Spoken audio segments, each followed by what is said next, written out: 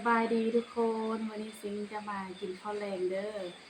มาทุกคนมากินข้าวแรงนำกัน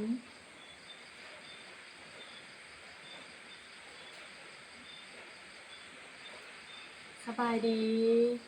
มาเด้อมากินข้าวแรงนำกันเด้อมื้อนี้ก็ได้เมนูอ้อเขียดเนาะอ้อเขียดนี่เด้อมากินข้าวแรงนำกัน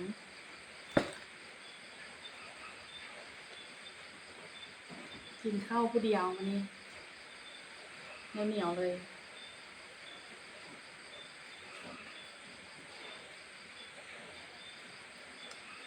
มีลวกหมูทั่วเลยทุกคนไงแล้วก็เนาะเนี้ยเนาะ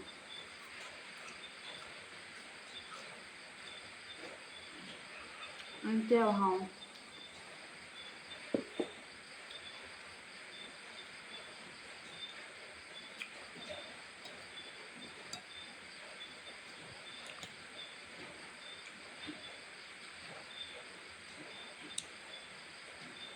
มีไข่แล้วทุกคนไข่ปลากระหลายเลย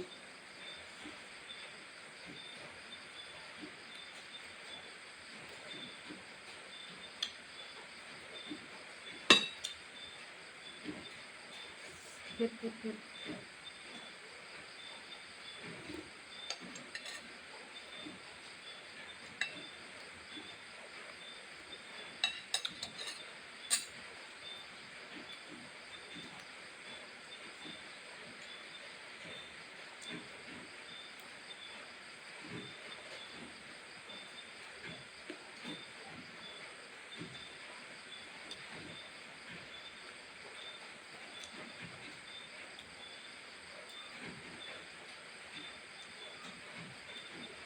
บ่ได้กินโดนแล้วเครียดนะ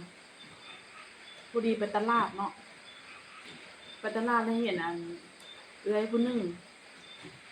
เพิ่นเมื่อยนั่งขายเครื่องแล้วบ่ได้ขายจักเทื่อก็เลยมาถามว่าอั่นซื้อเครียดซอยแด้ว่าซั่นอยากเมื่อแล้วมี3 มัดเอ้าก็เลยซื้อให้เพิ่นซะมันก็เลยได้เมื่อบัดนั้นน่ะ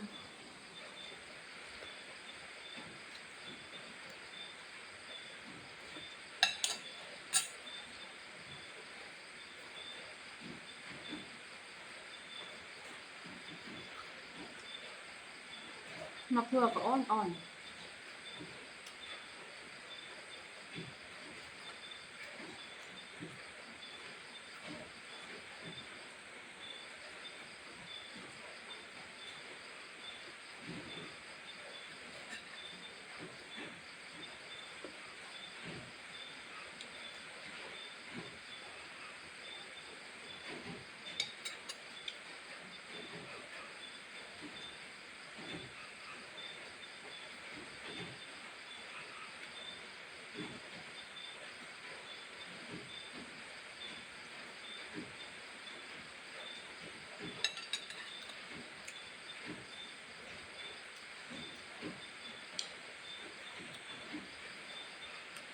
นอนยาก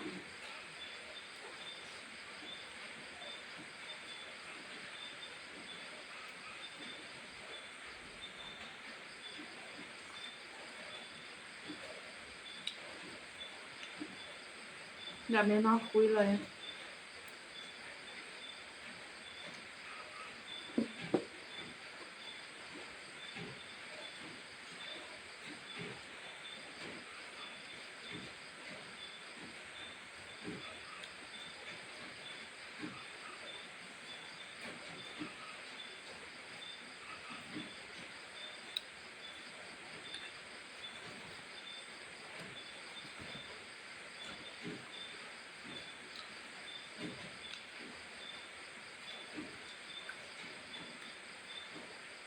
แซ่บๆมันๆเผ็ดๆ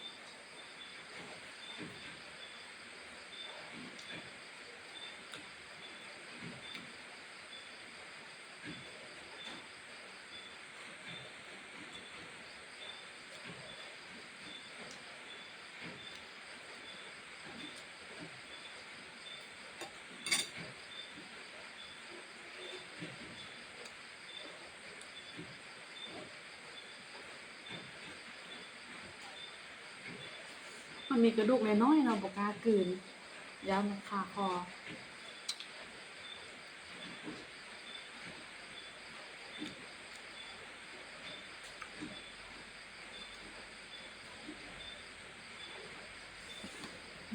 เผ็ดๆสุดอีกบานนึงก่อน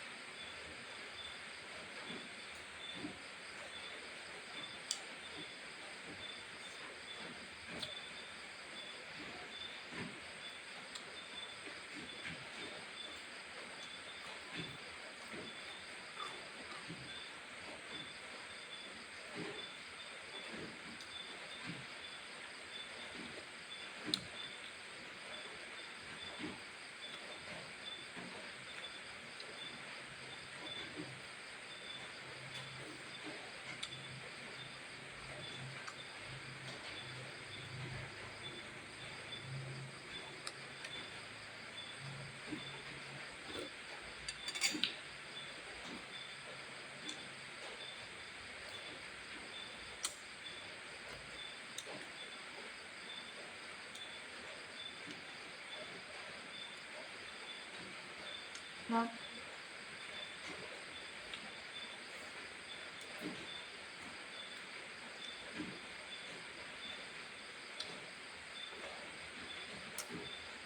อยากกินจะกินผัดเผ็ดกบเนาะแต่ว่ายังบ่มีไผไปการได้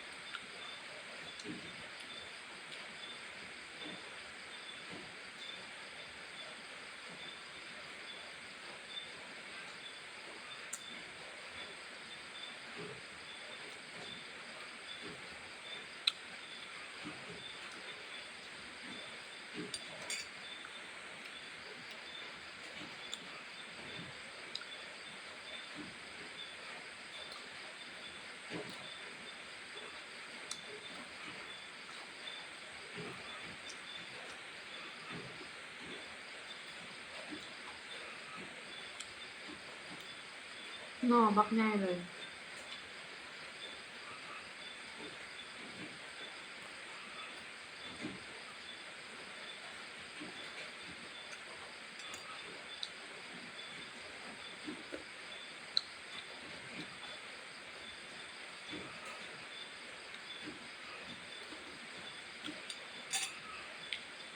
บ๊ายบาย